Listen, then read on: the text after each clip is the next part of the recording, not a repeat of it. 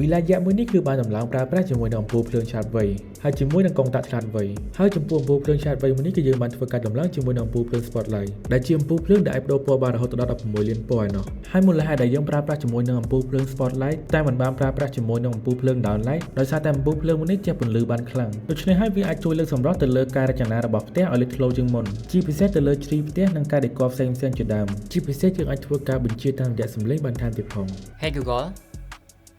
change my living room light to red ជាមួយនឹងអំពូលភ្លើងឆាតវៃមួយនេះគឺយើងអាចធ្វើការបញ្ជាវាតាមរយៈទូរស័ព្ទដៃ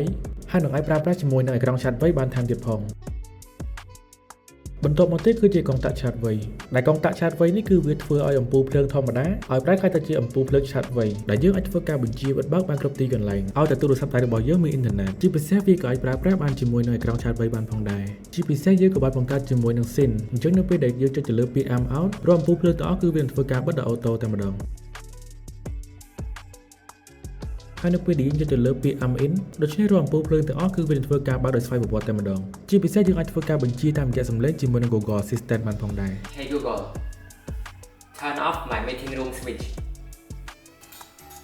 ពិសេសចំពោះផលវិបាករបស់ផ្ទះធំៗបែបនេះគឺជាការដើរទៅបិទបើកកុងតាក់ភ្លើងអញ្ចឹងវាលែងជាផលវិបាកទៀតហើយដោយគ្រាន់តែយើងចុចទៅលើ SIM gas mode on ឬក៏ off ដែលក្រុមការងាររបស់យើងបានបង្កើតឲ្យគឺយើងអាចធ្វើការបិទឬក៏បើកទៅលើកុងតាក់ក្នុងផ្ទះទាំងមូលតែម្ដងហើយកុងតាក់នេះគឺជាប្រភេទកុងតាក់ជិតថាច់ពិសេសយើងក៏មានជាមួយនឹង cell free ភ្លើងដែលមានរូបរាងដូចគ្នាថែមទៀតផង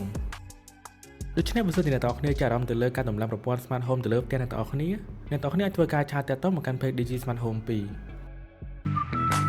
Digi Smart Home ធ្វើឲ្យផ្ទះរបស់លោកអ្នកឆ្លាតវៃ